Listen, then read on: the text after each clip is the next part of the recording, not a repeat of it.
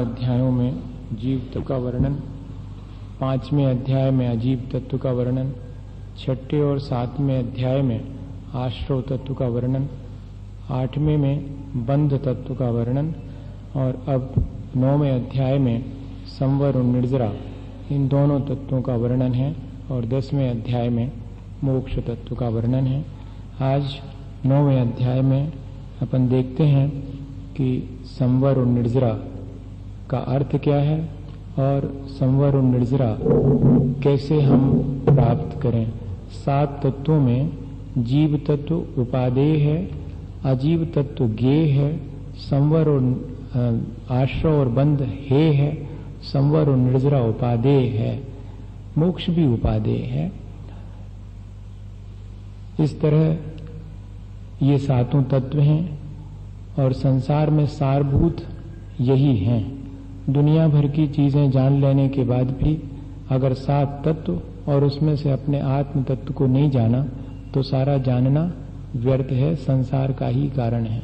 और जिसको 7 तत्वों पर श्रद्धान है उसको संसार से पार होने की गारंटी हो गई, ऐसा समझना चाहिए। इसलिए अपन को भगवान के द्वारा कहे गए इन 7 तत्वों का जैसा स्वरूप है वैसा श्रद्धान करना चाहिए और उसी के अनुरूप अपने आत्मज्ञान को प्राप्त करना चाहिए और आचरण को भी उसी अनुसार बनाना चाहिए। आचरण कैसे बनेगा? ऐसा आचरण करना जिससे कि आश्रव और बंध न हो, क्योंकि वह हेय है। ऐसा आचरण करना जिससे कि संवर और निर्जरा हो, जिसके संवर और निर्जरा होती है उसके मोक्ष अनिवार्यतः होगा। इसलिए संवर और निर्जरा दोनों उपादेय हैं। इस 8वें अध्याय में उन दोनों का ही वर्णन किया है। आश्रव निरोधः संवरः, कर्मों के आने का रुक जाना ही संवर है। या जिन कारणों से कर्म का आगमन होता है उन कारणों को रोक देना यही संवर है। और वह संवर कैसे होता है तो कह रहे हैं सा गुप्ती समिति धर्मानुप्रेक्षा परिसहजय चारित्रयी। संवर करना हो अगर तो गुप्ती का पालन करना, समितियों का पालन करना, 10 धर्मों का पालन करना, 12 भावना भाना, 22 परिसर सहन करना और 5 प्रकार का जो चारित्र है उसका पालन करना। इससे ही संवर होगा। और इतना ही नहीं, तपसा निर्जराचा, इनके द्वारा, तप के द्वारा निर्जरा भी होती है और संवर भी होता है। ये सब तो गुप्ती समिति इत्यादि तो संवर के कारण हैं, कर्मों के आने को रोकने वाले उपाय हैं ये। और तप से संवर भी होता है और निर्जरा भी होती है। वैसे सामान्य रूप से देखा जाए तो कर्म अपना फल दे करके आत्मा से पृथक हो जाते हैं। ऐसी निर्जरा तो अपन को हमेशा चलती रहती, लेकिन मोक्ष मार्ग में संवर पूर्वक निर्जरा ही कार्यकारी है। और संवर तत्व जो है वो 4थे गुण स्थान से शुरू होता है। सम्यक दर्शन के बिना संवर और निर्जरा का कोई प्रावधान ही नहीं है। इसलिए बात वहीं आती है कि हमें 7 तत्वों पर श्रद्धान, सच्चे देवगुरु शास्त्र पर श्रद्धान होना चाहिए। तभी हम जो आचरण करेंगे उससे संवर निर्जरा होगी। ऐसे तो बहुत लोग हैं जो कि बहुत प्रकार से तपस्या करते हैं, लेकिन वह तपस्या उनकी संवर पूर्वक निर्जरा में कारण नहीं है। तपस्या तो सम्यक दर्शन के साथ की जावे तो वही संवर और निर्जरा में कारण है। ये दोनों चीजें ध्यान में रखने की हैं।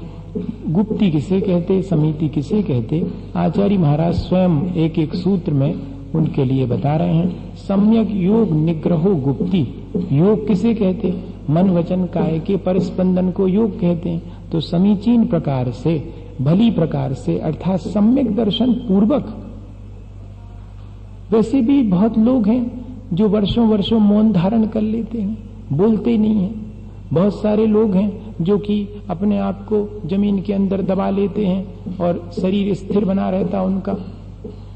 तो ऐसे शरीर को स्थिर कर लेना और वाणी को से मौन हो जाना, ये इससे कोई संवर नहीं होने वाला। सम्यक योग निग्रहो गुप्ती, गुप्ती वो कहलाएगी जिसमें सम्यक दर्शन के साथ फिर हम अपने मन वचन काय इन तीनों को अपने नियंत्रण में रखते हैं, तब वो कहलाएगी गुप्ती। गुप्ती का एक अर्थ नहीं है। गुप्ती के आचार्यों ने अलग अलग अर्थ लिए हैं। देखें, अपन संसार के जो भी कारण हैं उनसे आत्मा की रक्षा करना ये गुप्ती है। जिन चीजों से हमारा संसार बढ़ता है, जिन भावों से हमारा संसार बढ़ता है, राग द्वेष के भावों से, उन राग द्वेष जो संसार के कारण हैं उनसे आत्मा की रक्षा करना अर्थात अपने वीतराग स्वरूप में लीन होना वास्तव में गुप्ती है। फिर कहते कि मन वचन काय की जो स्वेच्छा पूर्वक प्रवृत्ति होती है उस प्रवृत्ति को रोक लेना। इस तरह मन में राग द्वेष नहीं करना, वचन से झूठ नहीं बोलना और काय से पाप क्रियाएं नहीं करना, यह भी गुप्ती का व्यवहारिक अर्थ है। वास्तव में तो अपने वीतराग स्वरूप में लीन रहना ये गुप्ती है। इसके द्वारा ही संवर होता है। लेकिन सम्यक दर्शन आवश्यक है, इसलिए सम्यक योग निग्रहो गुप्ती लिखा। भली प्रकार से अर्थात कर्मों की निर्जरा और अपने आत्म कल्याण की दृष्टि से अगर आप मौन हैं, किसी से नहीं बनी अनबन हो गई सो मौन है, उससे काम नहीं चलेगा। हाँ, ये चीज जो है ध्यान में रखने की है। समिति किसे कहते? ईर्या भाषा दान निक्षेपोत्सर्गा समितिया। 5 ही चीजें हैं दिन भर में करने की, के तो चलते फिरते हैं, के बोलते हैं और के फिर जो है चीजें उठाधरी करते हैं, भोजन करते हैं और या फिर जो है अपने शरीर के मलमूत्र को विसर्जित करते हैं। दिन भर में 5 ही क्रियाएं होती। कहते इन 5 को सावधानी पूर्वक जीवों की रक्षा के भाव से करना। मेरे से जीवों की विराधना ना हो, जीवों की रक्षा हो, या कि ये कह लें कि दया पूर्वक 5 क्रियाएं करना।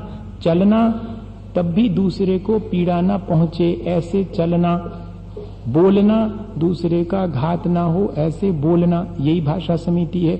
चलने के लिए ईर्या समिति है, वो भी दिन के प्रकाश में 4 हाथ आगे जमीन देखकर जीवों की रक्षा के भाव से और किसी कार्यवश आहार के लिए जा रहे हैं या कि एक स्थान से दूसरे स्थान विहार कर रहे हैं, बस ऐसे, या कि देवालय के दर्शन करने जा रहे हैं, जिनालय के, इन प्रयोजन से ही गमन करेंगे और किसी प्रयोजन से, सांसारिक प्रयोजन से गमन करने पर, सावधानी रखने पर ईर्ष्या समिति नहीं होगी। प्रयोजन शुद्ध होना चाहिए। दिन के प्रकाश में 4 हाथ आगे जमीन देखकर दया भाव से जो गमन होता है वो ईर्ष्या समिति, इससे संवर होता है। ध्यान, ये मुख्य बात तो ये है।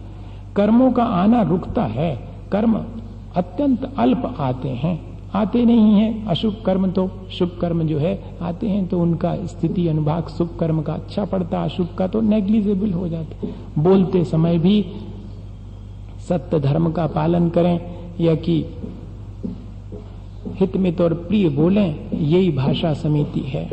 और आदान निक्षेपण, उठाना और रखना कोई भी वस्तु को तो सावधानी पूर्वक, किसी जीव का घात ना हो जाए। ईर्ष्या भाषा ऐसना छूट जाती। ऐसना जो है वो आहार करते समय, भोजन की प्रक्रिया के दौरान सावधानी रखना। यह जो है सावधानी कैसी? इंद्रियों की लोलुपता ना हो। कोई भी चीज मन को रुचिकर लग रही है तो उस मन की रुचि से नहीं लेना। मेरे शरीर के लिए हितकारी है तो लेना, शरीर के लिए अहितकारी है तो नहीं लेना। सिर्फ शरीर के चलाने के लिए मैं ले रहा हूं, मन की पुष्टि के लिए नहीं है। मन का गड्ढा तो कभी नहीं भरता, शरीर का ये गड्ढा भर दिया 20-25 मिनट में। ऐस तब ले तप बढ़ावन हेतु नहीं तन पोषते तजी रसन को। अपनी तपस्या के लिए बढ़ाने को, दूसरे की सेवा कर सकूं, धर्म ध्यान आसानी से कर सकूं, इसके लिए आहार ग्रहण करेंगे, ये कहलाएगी ऐष्णा समिति। और सावधानी रखेंगे दूसरे जीवों के प्रति दया रखते हुए। आदान निक्षेपण उठाने रखने का हो गया। उत्सर्ग, इसको प्रतिष्ठापन समिति भी कहते हैं। जब अपने मल मूत्र का विसर्जन करें तो सावधानी रखें, देख करके, शोधन करके जमीन को, ताकि किसी जीव को बाधा ना पहुंचे। ऐसी क्रिया करने से हमारे कर्मों का संवर होता है। 10 धर्म हैं, अपन रोज समझ रहे हैं। उत्तम क्षमा मार्दव आर्जव शौच सत्य संयम तपस्या किंचन्य ब्रह्मचर्याणि धर्म। इसमें जो उत्तम विशेषण लगाया है वो समझने का है।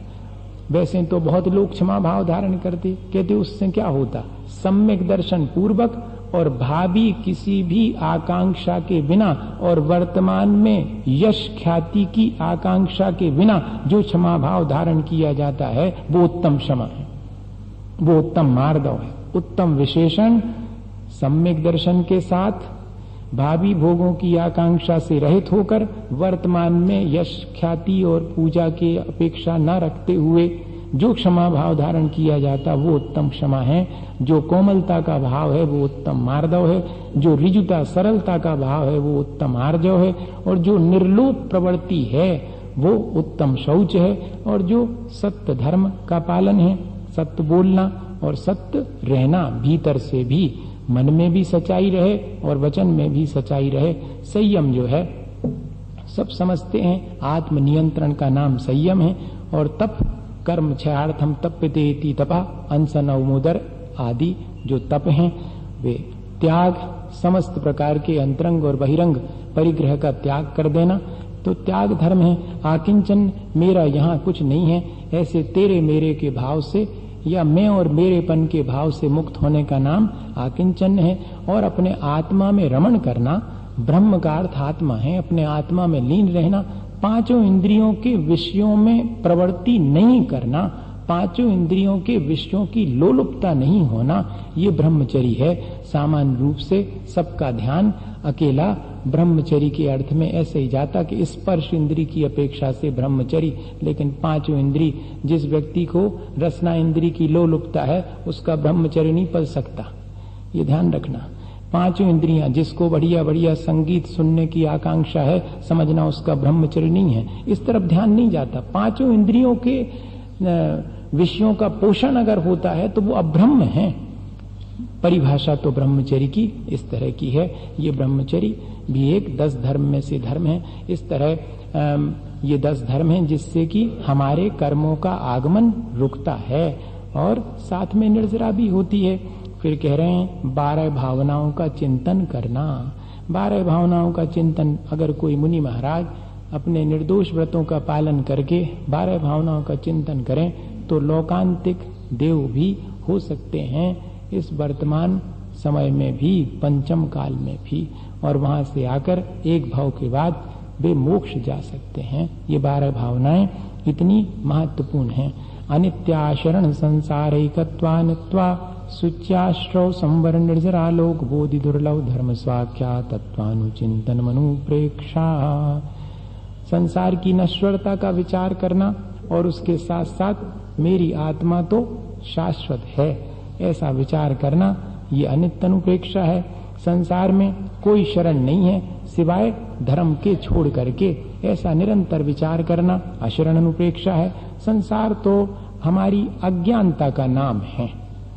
हम अपनी अज्ञानता और मोह की वजह से चारों गतियों में भ्रमण करते रहते। सभी जीव जो है चारों गतियों में भ्रमण करते हुए सुख दुख उठाते हैं। यही संसार के बारे में विचार करना। चारों गतियां दुख देने वाली हैं ऐसा नहीं समझना। चारों गतियों में मेरी अज्ञानता, मेरा मोह मुझे दुख देता है। गतियां का दुख देंगी, सो तो मनुष्य गति में अनंत भगवान भी हैं, उनको कौन सा दुख है? ऐसा विचार करना कि मेरा अज्ञान, मेरा मोह महामद पियो अनादि। मैं अपने अज्ञानता से इन चारों गतियों में, सभी जीव अपनी अज्ञानता से चारों गतियों में भ्रमण करते, यही संसार है। और यहाँ पर हम अपने सुख दुख को भोगने के लिए एक अकेले हैं, ऐसा निरंतर चिंतन करना, ये एकत्व भावना है। शरीर मेरे से अलग है, मेरा स्वभाव अलग है, शरीर का अलग है, ऐसा निरंतर विचार बनाए रखना, ये अन्यत्व अनुप्रेक्षा है। शरीर की निस्सारता और साथ में शरीर के असुचिपने का विचार करना, लेकिन साथ में यह भी विचार करना कि इस शरीर से अगर भोग विलास करेंगे तो ये तो अपवित्र पहले से है, आत्मा और अपवित्र हो जाएगी। इसलिए अच्छा तो ये है कि इससे तपस्या करें जिससे कि मेरी आत्मा निर्मल हो सके। ये तो इसको अगर निर्मल बनाऊं भी तो ये निर्मल बनेगा नहीं, आत्मा निर्मल बन सकती, ऐसा विचार करना ये असुचि भावना है। निरंतर मेरे मन वचन काय की क्रिया और कषायों के द्वारा मेरे कर्मों का आगमन होता रहता है। मुझे इसी से संसार बढ़ता है। मुझे क्या विचार करना चाहिए कि कैसे इस आश्रव से बचूं? ये आश्रव तो मेरे लिए हानिकारक है। ऐसे आश्रव के बारे में, उसकी दोषों के बारे में विचार करना, ये आश्रव अनुप्रेक्षा कहलाएगी। और आश्रव तत्व में तो अपन आश्रव किन किन वजहों से होता है इसका विचार करते, लेकिन आश्रव भावना में क्या विचार करेंगे? आश्रव के गुण और दोषों का विचार करेंगे तो आश्रव भावना कहलाएगी।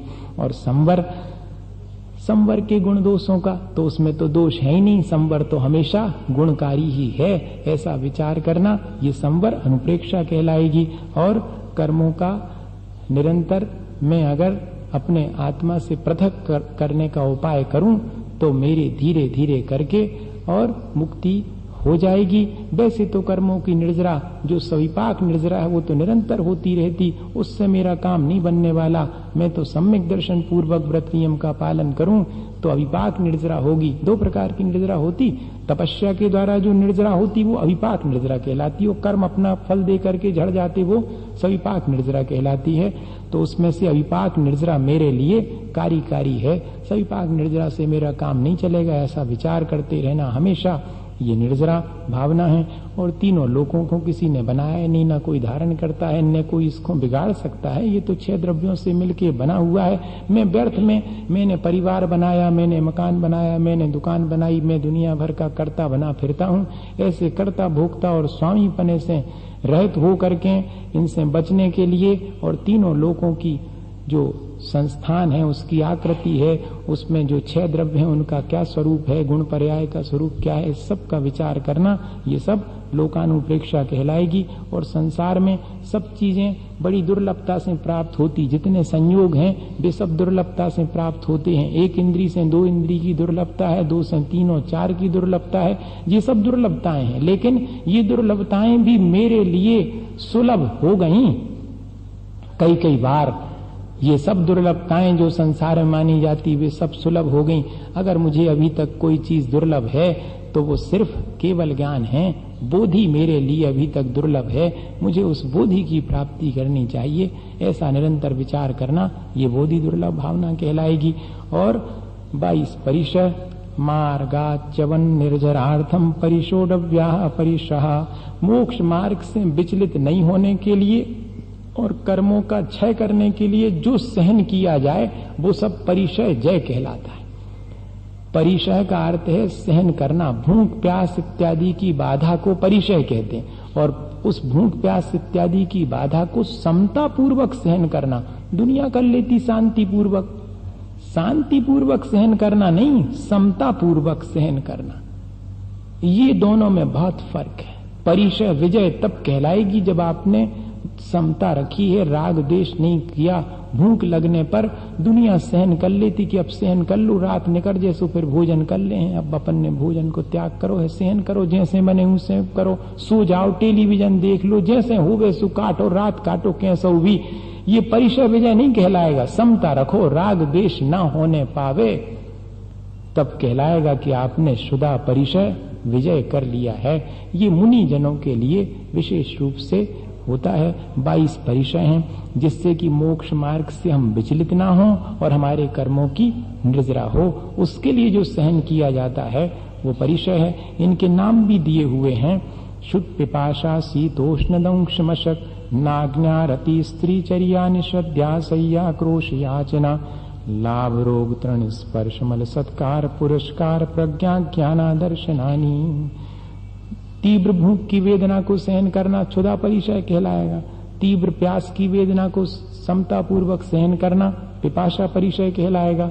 तीव्र ठंड को समता भाव से सहन करना शीत परिशय विजय है। इसी तरह भारी गर्मी होने पर भी कोई भी शीतलता का उपाय नहीं करना, ऐसी भावना भी नहीं आए उसके प्रतिकार की कि ठंडी हवा चल जाती, कि कोई हमें हवा कर देता ठंडी तो जरा शांति हो जाती। कहते इसका कोई उपाय नहीं, मन में तक विचार नहीं करना, तब उष्ण परिशय विजय कहलाएगा। दंश मशक परिशय विजय, डांस मच्छर इत्यादि अन्य कोई भी सर्प बिच्छू इत्यादि भी काट लेवे तब भी समता पूर्वक सहन करना, तब कहलाएगा दंश मशक परिचय विजय। नागन परिचय, नग्नता को धारण करके और बालकवत अपना आचरण रखना, ग्लानि और लज्जा को जीत लेना, तब नागन परिचय विजय कहलाएगा। अरति परिचय, ऐसे स्थान जहाँ की किसी का मन नहीं लगे और वहां जाना पड़ता है, वहां पर अपना धर्म ध्यान करना है। जहाँ मन ही नहीं लग रहा है, जंगल है, एकांत स्थान है, निर्जन है बिल्कुल, या कि ऐसा भी स्थान जहाँ गंध इत्यादि आ रही, स्मशान में मुनिजन तपस्या करते थे, तो वहां कौन सा अच्छा, प्लेजेंट नहीं है वातावरण, बड़ा अनप्लेजेंट फील होता है अरति, जिससे कि अपन को घृणा उत्पन्न हो सकती है। तब उसके बाद भी वहां पर भी और समता पूर्वक उस सब को सहन करना। स्त्री परिचय जय, अगर कोई जो है आकर के और हमें विचलित करना चाहे, तब भी अपने मन को चलायमान नहीं होने देना, ये स्त्री परिचय जय। आहार करने के लिए जाएंगे, इधर से उधर गमन करेंगे तो लोग अपशब्द भी कहेंगे, तब उस समय शांति पूर्वक आने वाली बाधाओं को सहन कर लेना, ये चर्या परिचय विजय है। एक ही आसन से बैठे रहना, खड़े रहना, उसमें जो मन में कष्ट उत्पन्न हो जाता, उसको समता पूर्वक सहन करना, निषद्या परिचय। हाँ, सह्या परिचय, सहन करते समय कठोर पाटा है, उसके ऊपर सहन करेंगे तो बार बार वो तो चुभता है, तब उसको भी एक ही पार्श्व से और विश्राम कर लिया, बार बार जो है करवट नहीं बदलेंगे। दंड के समान ठंड के दिन में और धनुष के समान गर्मी के दिन में है, ऐसा लिखा है। ठंड के दिन में तो ऐसा हो जाता, लपेट ऐसे सोते हैं अपन, लेकिन कहते ठंड के दिन में दंड के समान, जैसे कि एक डंडा पड़ा हुआ है, ऐसे स्ट्रेट सोना, निद्रा नहीं आएगी। और गर्मी के दिन में तो पांव फैला के सोते, कहते नहीं, गर्मी के दिन में ऐसे सुकड़ करके किसी जगह पर और सो, गर्मी भीषण है, तब और ज्यादा मालूम पड़ेगी, तब सहन कहलाएगा। सैया परिचय विजय कहलाएगी। आक्रोश परिचय, अज्ञानी जन हैं और वे हमारे लिए अपशब्द भी कह सकते, गाली भी दे सकते हैं, बुरा कुछ कर भी सकते हैं, ऐसा हो जाता है। उस समय आक्रोश नहीं आना चाहिए, वो आक्रोश परिचय जय है। अज्ञानी जन मारपीट भी कर सकते हैं। दोनों स्थितियां बनी। जब कलकत्ता जा रहे थे आचार्य महाराज के साथ में, तो पीछे हम रह जाते थे सुबह सुबह, तो उस समय लोगों ने घेर लिया एक जगह, हम और समता सागर जी थे, तो 50 लोग थे उनने, और बाकी संघ आगे निकल गया। कहने लगे ये आगे तो निकल गए और बाकी तो भीड़ के साथ, ये 2 आ रहे हैं, इनको तो ठीक कर देना चाहिए, ये नग्न क्यों घूमते हैं यहाँ पर। वेस्ट बंगाल में तो सभी लोग इस तरह के, वो समझे कि नक्सलाइट हैं, इस तरह तो उन्होंने आकर के मेरे तरफ से और बहुत जोर से, हम लोग कायोत्सर्ग में पहले ही समझ गए थे कि यहाँ पर विपत्ति सामने आने वाली, कायोत्सर्ग में लीन हो गए।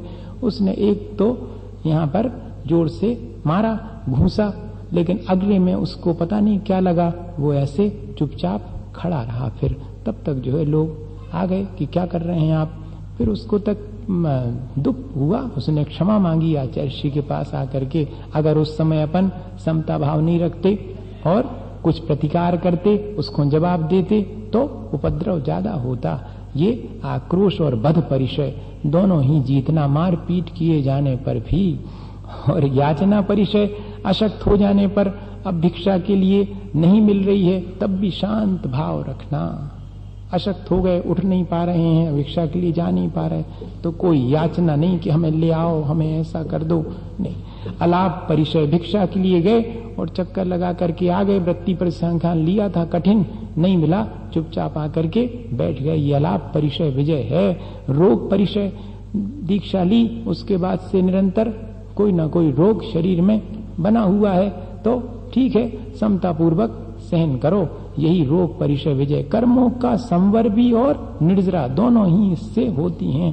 तृण स्पर्श परिचय, रास्ते में चलते समय कांटे, पत्थर, कंकड़ सब चुभेंगे, समता पूर्वक उनके लिए सहन करना तृण परिचय है। शरीर पर स्नान नहीं करने की वजह से और पसीना चिपक जाएगा, उसमें धूल चिपक जाएगी, तो उसको समता पूर्वक सहन करना, ये मल परिचय विजय है। सत्कार पुरस्कार, सत्कार कहलाता है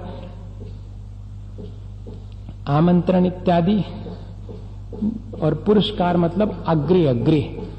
सत्कार में जैसे कि कोई ने नहीं बुलाया तो कैसा फील होता, अरे हम इतने बड़े, हमें बुलाओ तक नहीं है, या कि बुलाया तो मगर पीछे बुलाया, आगे नहीं किया, अरे हमें आगे क्यों नहीं किया, ऐसा भाव नहीं आना चाहिए। तब सत्कार पुरस्कार नाम का ये परिचय सहन कहलाएगा। समता पूर्वक, कोई ने नहीं बुलाया, कोई ने सम्मान नहीं दिया, कोई ने आगे नहीं किया, कोई बात नहीं है, मुझे तो अपने कर्मों की निर्जरा करनी है, तुम बुलाओ तो और सम्मान दो तो कोई फर्क नहीं है। ऐसा अगर करते हैं तो सत्कार पुरस्कार परिचय विजय है।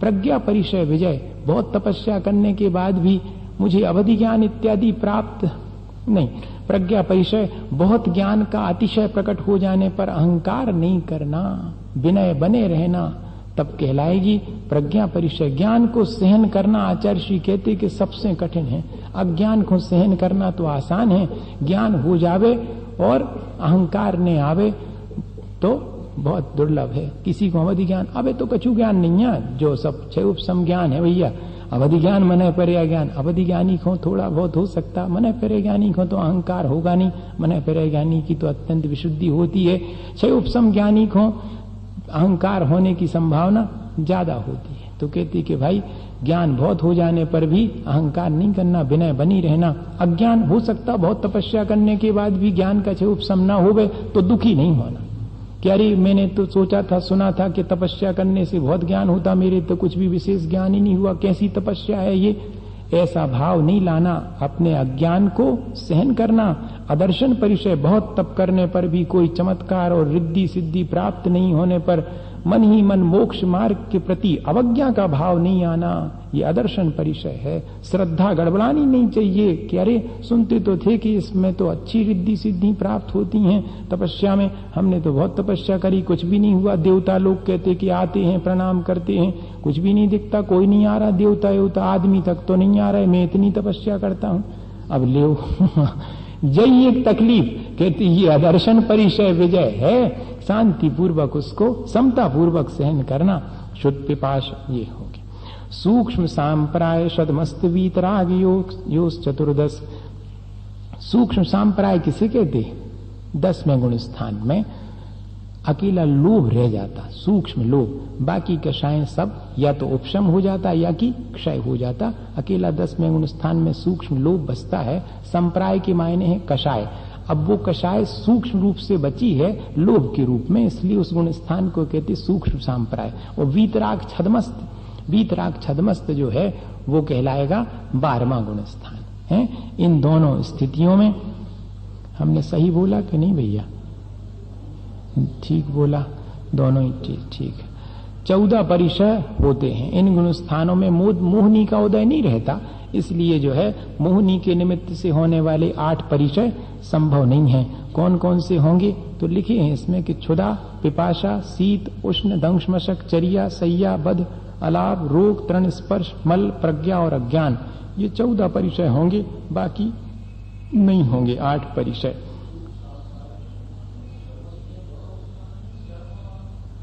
हैं छदमस्त में दोनों ही लेना चाहिए, 11वां 12वां, उपशांत कषाय और क्षीण कषाय। वही मैं कह रहा था कि मैंने 12वां तो बोल दिया, गलत तो नहीं है, 11वां भी रहेगा।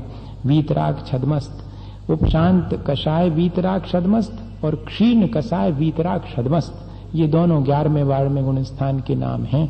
तो इन अवस्थाओं में मोह का अभाव रहता है, इसलिए 10वें 11वें 12वें इन तीनों में ये 14 परिचय होंगे, बाकी 8 परिचय नहीं होंगे। एकादश जिनेन्द्र भगवान के मात्र 11 परिचय होते हैं वेदनी की उदय की अपेक्षा से, लेकिन मोह का अभाव रहता है इसलिए उनको कोई इससे बाधा होती नहीं। इसलिए कहीं कहीं पर एकादश अजिने भगवान को 11 परिचय नहीं होते, जो कि वेदनी के उदय में होना चाहिए, जैसे अपन को होते हैं, वो उनको नहीं होते। क्यों नहीं होते? क्योंकि उनके मोह का अभाव हो गया। बादर सांप्राय सर्वे, बादर सांप्राय मतलब नौमा चाहिए, जैसे अपन को होते हैं, वो उनको नहीं होते। क्यों नहीं होते? क्योंकि उनके मोह का अभाव हो गया। बादर सांप्राय सर्वे। बादर सांप्राय मतलब नौमा चाहिए, जैसे अपन को होते हैं वो उनको नहीं होते। क्यों नहीं होते? क्योंकि उनके मोह का अभाव हो गया। बादर सांप्राय सर्वे।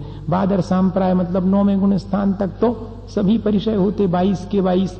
ज्ञानावरणी प्रज्ञा ज्ञाने, ज्ञानावरण के सद्भाव में प्रज्ञा परिचय भी होता और अज्ञान परिषद। ज्ञान का अच्छा से उपशम हो जाए तो प्रज्ञा अच्छी हो गई, उसको सहन करना पड़ेगा, और ज्ञान का से उपशम ने हो गए और अज्ञान है तो उसको सहन करना।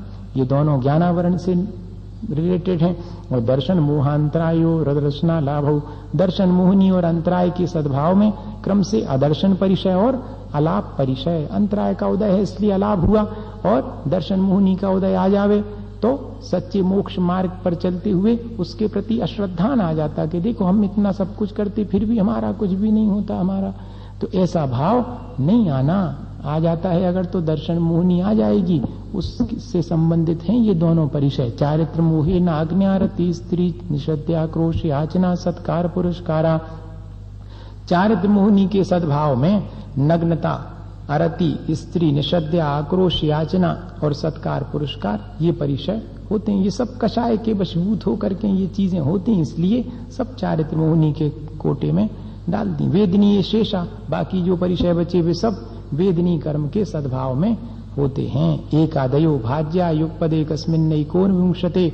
एक साथ एक जीव खो अगर होवें तो एक से लेकर के 19 परिचय एक साथ हो सकते हैं। 3 क्यों कम हो गए? देखो जब चलेंगे तो बैठेंगे और सोएंगे नहीं तो 2 कम हो गए। अब ठंड और गर्मी है तो 2 में से एक ही रहे एक बार में, तो कितने कम हो गए? 3 कम हो गए। कितने रह गए? 19 रह गए। तो 19 एक साथ 19 परिचय हो सकते हैं, हों तो, और नहीं तो 1, 2, 4 भी हो सकते हैं। 22 पूरे के पूरे नहीं होंगे, 19 तक अधिकतम हो सकते हैं। बोलिए आचार्य गुरुवर विद्यासागर मुनि।